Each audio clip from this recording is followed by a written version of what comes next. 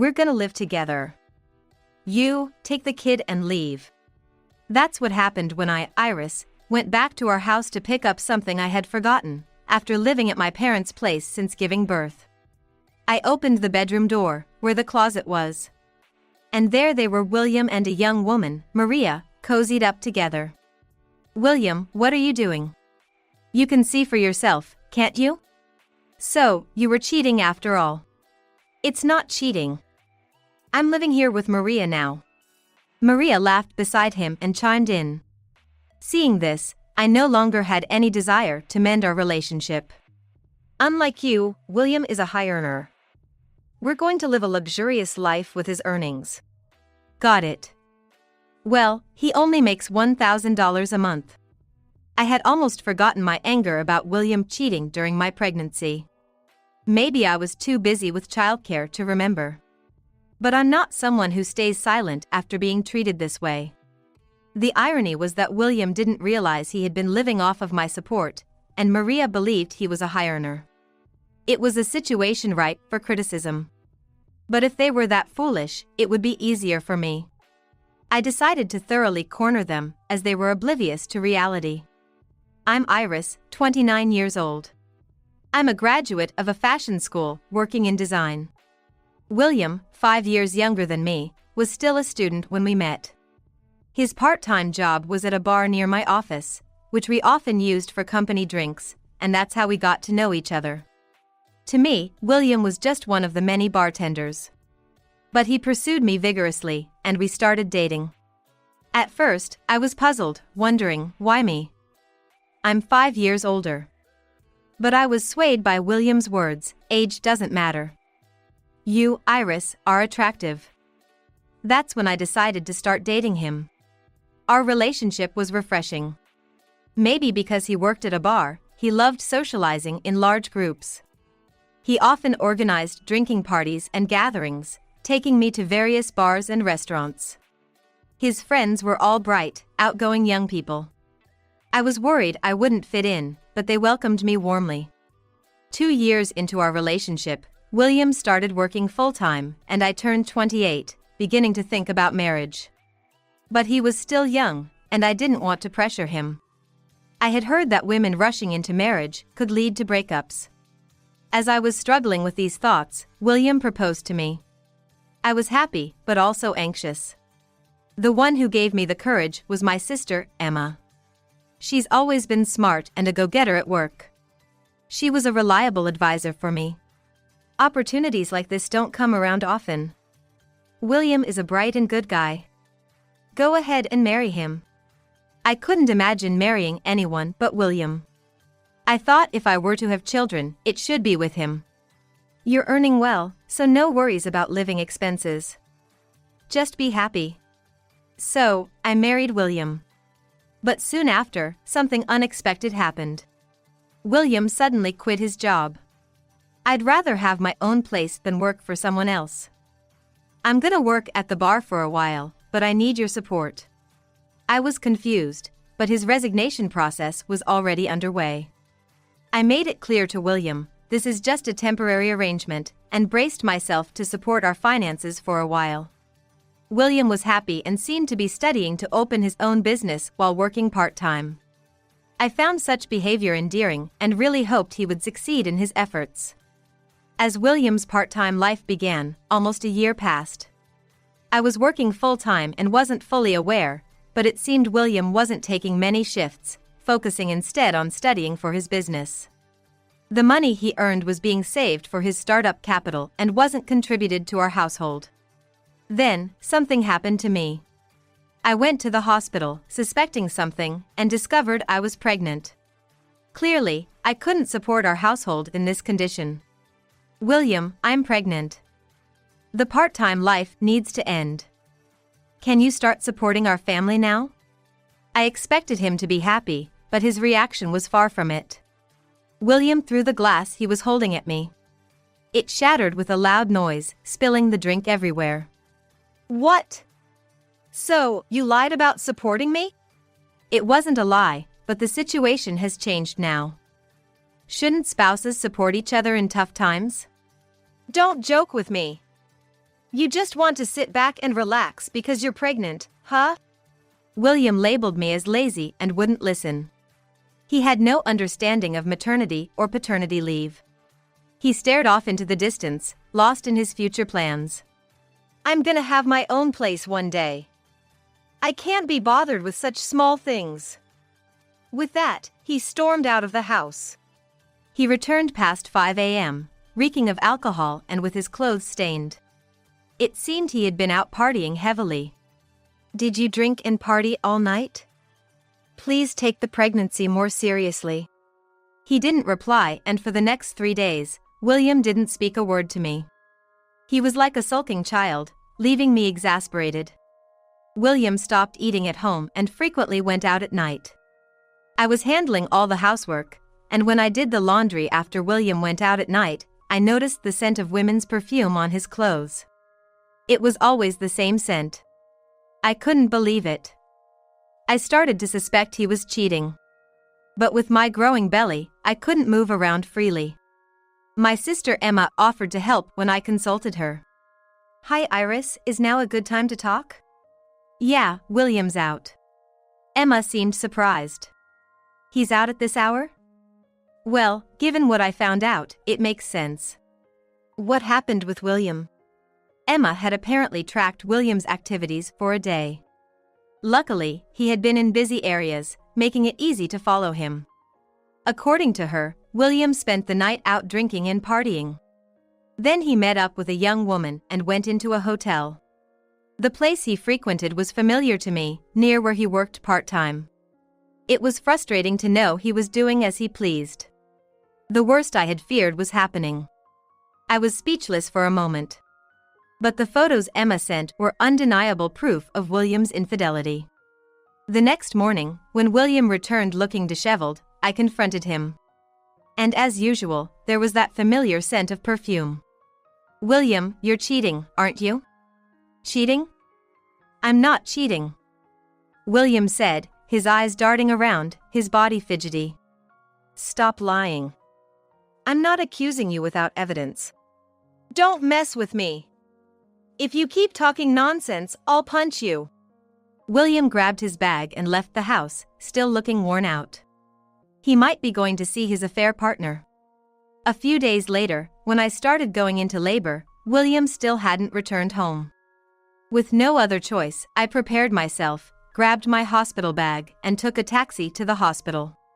There was no time to think about William anymore. The baby was born safely, and before I knew it, I was lying in bed. I was grateful my parents, who lived nearby, took turns staying with me. After the birth, I was too busy with nursing and everything else. Then, William called. The baby's born, huh? Both the baby and I are healthy. That's not important. You're staying at your parents' place for a while, right? For how long? How long? Maybe 2 months. Why? I was puzzled, but William said, it's none of your business, and abruptly hung up. I stayed at my parents' place after giving birth. William never came to see us. About a month later, as winter was approaching, I went back to our house to get a coat I had left in the closet. But when I opened the front door, I was struck by a strange sensation. The whole room was filled with the scent of women's perfume. Unmistakably, it was the same scent I'd noticed on William's clothes. The house was eerily quiet. I opened the bedroom door where the closet was. And there they were, William and a young woman, Maria, close together. She looked young, almost like a college student. William, what are you doing? You can see, can't you? So, you were cheating after all. It's not cheating. I'm living here with Maria now. Maria laughed beside him and added. That's right, we're living together now. You, take the kid and leave. Seeing them like this, I had no desire to mend our relationship. William is a high earner, unlike you. We're going to live a luxurious life with his earnings. Got it. Well, he only makes $1,000 a month. Maria seemed clueless about William's income. But she started dreamily talking about their future life, completely out of touch with reality. Anyway, I was just a nuisance to them. If that's what they wanted, so be it. I quickly grabbed my coat, ready to leave. Wait, take this with you. He handed me divorce papers, with every section but mine already filled out. I made my decision quickly. I'll sign it right here. Saying so, I filled out the divorce papers on the spot and handed them back to William. Here, this is it. Please send my remaining belongings later by courier. Yeah. Lucky me, it saves me the hassle. By then. Don't come back. As I closed the bedroom door, I heard their loud laughter behind me. I went back to my parents' house and told my sister Emma that I had gotten divorced. When I mentioned how I found William cuddling with another woman, Emma seemed utterly astounded. I actually found something out about William's infidelity. What? Emma recalled that while William was out partying at the bar, he mentioned a certain app. It sounded like a matching app but seemed more suspicious. I registered on it. Sis, are you sure that's safe? I'm single, and there's no harm in just signing up. It's free for women. Emma investigated the app and found out that William had registered on it. She showed me his profile on her smartphone. His profile picture was a design I had created for work. Curiously, it seemed he was pretending to be a designer, using my career to appeal to women. He apparently used my background because it appealed to women. His listed income was also exaggerated. His profile is full of lies. Just listing things that would make women happy, probably looking for affairs. What a shallow man. I regretted not seeing through him before marriage. Just then, my phone beeped. It was a message from William. I've already filed the divorce papers. We're strangers now. By the way, I also submitted my marriage registration with Maria. No need for you anymore. Following the message, he sent a selfie from the city hall with Maria. Emma frowned at the photo.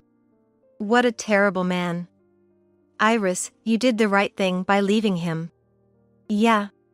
Thinking of my child, my heart ached, but I decided to follow Emma's advice and quickly sort out my personal matters. A month later, busy with childcare and having forgotten about William, I received numerous calls from him. Answering, I heard his frantic voice. Hey! Weren't the rent and utilities supposed to be deducted from your account? I just got a notification that this month's payment hasn't been made. You're living your life now, right? I changed the withdrawal account for you. What have you done? Everything's in error, and I keep getting overdue notices. Certainly, William couldn't afford the same lifestyle on his income. But it was none of my concern anymore. We were strangers now, and I replied calmly. Yet, William seemed to have counted on my earnings even after our split. He had no intention of giving up the nice apartment rented under my financial support. You're being stingy with money. You're trying to trap me. I'm coming over with Maria to get some money from you. After the call, I asked my mom, a guest is coming, but no need to serve tea or anything. Meanwhile, my phone kept ringing. Must be William. How persistent. When I checked, there were messages from mutual friends of ours and William. Iris, how could you cheat and run off with the money? Stop being petty and apologize to William right away. I thought I could trust you. You're the worst. It seemed William had been spreading lies that suited him to our friends. Although it was out of frustration, it was still something that could not be excused. I showed my phone to my sister Emma, pondering how to reply when the doorbell rang. William and Maria had come to our parents' house. Reluctantly, I led them to the living room, where William sat back as if he owned the place. Maria leaned against him. Emma and I confronted them. So, how are you going to settle this? You're pretty bold for someone earning just $1,000 a month. Don't you dare say that here. Maria's face slightly changed color. William, what does that mean? I silently showed them William's pay stub. I used to keep them for tax calculations. This is your monthly income. No way, this is less than what a part-timer makes. He hardly took any shifts. Always said he was studying to start a business, but all I saw was him playing around. Out drinking at night, sleeping past noon. William started making excuses. This was just a one-time thing. I'll open my own place and make things easier. That's nice, but with this income, you can't even pay this month's rent. Weren't you a high-earning designer? Emma showed William's profile on her smartphone. This one, right? Yeah, we met on this app. This profile is all lies. What do you mean by that? Maria looked shocked. But these design sketches. Those are my creations. I showed Maria my sketchbook. Ah. I know this. And this too. So, you're the designer, Iris? Yes. William used my background to appeal to women. You were deceived. Pretending to be something you're not, that's the worst. I believed in you. Don't make stuff up. You're just trying to manipulate Maria. William was the one manipulating her. Such a thoughtless man, continuing lies that were bound to be discovered. He had pretended to rent the apartment on his own. And Maria, believing him, moved in with him. Being married to William was a stain on my life. Maria, you're married to him now, right? Good luck with this loser. Maria turned red and slapped William repeatedly, while he tried to fend her off. She's too naive, believes anything. Iris, if you keep this up, I'll sue for defamation. Naive. Really? You're serious? I've investigated your actions. There's a nightclub near where you two met. I went there again recently and saw Maria entering the club. What? Are you sure it wasn't a mistake? I recognized her coat from the photo you sent when you filed the marriage registration. A girl as flashy as her is hard to mistake. But William didn't seem to give up. Maria's profile said she worked at a clothing store. She's flashy because of her job. Stop being jealous, you old hag. So sorry for being an old hag. The club Maria entered has a terrible reputation. They pressure clients into expensive add-ons, basically a rip-off. Emma showed the club's review site. And there, unmistakably, was Maria's photo published on the site. No way. Sure, Maria is often not home at night, but I thought it was because her job kept her out late. Why don't you think back on what you've been doing to Maria? You've been lying as easily as you breathe, haven't you? Now that you mention it, she does have a lot of brand items that couldn't possibly be bought on a normal salary. Suddenly, Maria raised her voice. Ah, it's all out in the open now. Yes, I'm the top girl at the club, known as the princess. I get lots of gifts from various people. I couldn't help feeling a headache coming on. William and Maria, both such deluded individuals. Maria, was everything you told me a lie? It's the same for both of us. I wouldn't have dated you if I knew you weren't a designer. Liar. What I did, slightly exaggerating my background, is nothing serious. What you did is a betrayal to men. William seemed to insist that he wasn't in the wrong. Before I knew it, he and Maria were physically fighting. Their ridiculous argument was unbearable, and I intervened. You're both as bad as each other, a pair of liars. The only one who hasn't been lying is me. William turned his teary eyes to me. Iris, I was wrong. Can't we start over? You're married now, aren't you? That's out of the question. But William wasn't giving up. I'll leave her. You and I are meant to be together.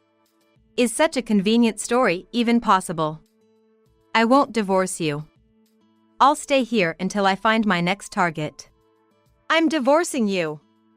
I'll live peacefully with Iris.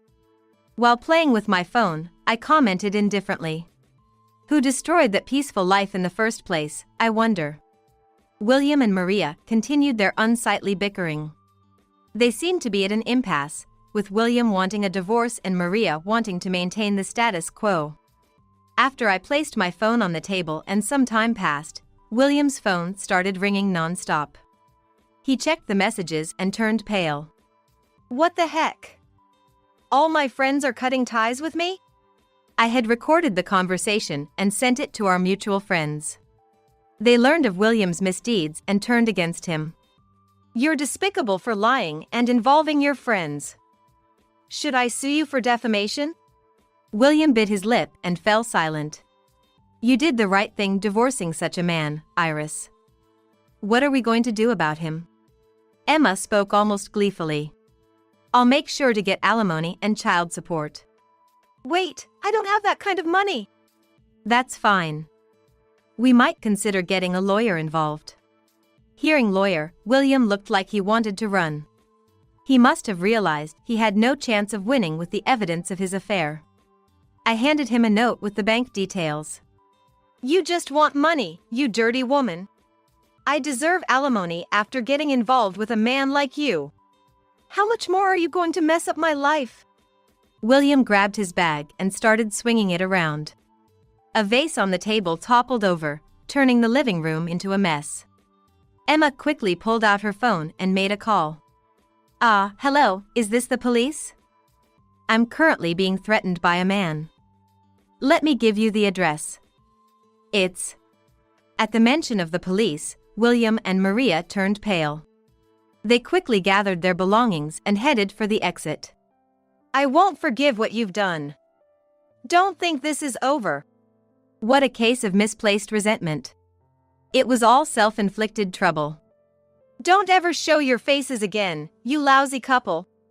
I closed the front door before William and Maria could turn their backs. Emma, wasn't calling the police a bit too much? Emma showed me the black screen of her phone and stuck out her tongue. Was that just an act?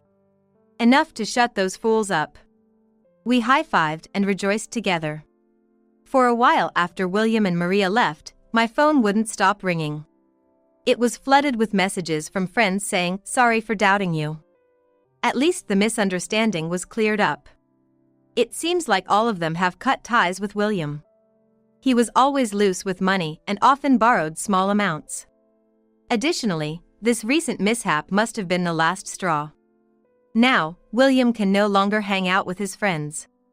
As for my divorce, it's already finalized. Alimony can be claimed even after divorce, so I decided to proceed as planned. William seems to be working hard, taking more part-time jobs. One day, I received a call from him. Iris, help me. Maria won't leave the house. So you two didn't get divorced. I want to get divorced, but Maria apparently has nowhere else to go. No matter how much I ask, she just won't budge. It's the exact opposite of William, who didn't bother working and quickly left the house when I asked. Weren't you two in love and got married? Why don't you try to make it work? I can't stand being with that liar anymore. Maria's brazen about it, openly using dating apps right in front of me. She dresses up and goes out at night, and she doesn't contribute financially to the household. I couldn't help but laugh. Maria's actions were unexpected, but it seems she's giving William a hard time. That's unfortunate. But remember, I put up with your similar treatment and even gave birth. Maybe it's time you tried a bit harder? But, Iris. Maria takes all the money I managed to save. Please help me. William's voice sounded whiny. Just hearing it filled me with a visceral disgust. I firmly refused his plea for help and hung up. I heard from mutual friends that William later got fired from his bar job. Unable to control his philandering ways, he hit on a regular customer. The bar owner, furious, reminded William of all the support given and then unceremoniously kicked him out. With little work experience and struggling to find a new job, William soon fell into debt. Unable to borrow from reputable sources, he resorted to dubious lenders and got trapped in a cycle of debt. Meanwhile, Maria continued living in William's place, spending her nights at the club, meeting men, and going about her life. She apparently had no place to live and, spotting William who seemed well off, managed to marry him. Her lifestyle relies on depending on men.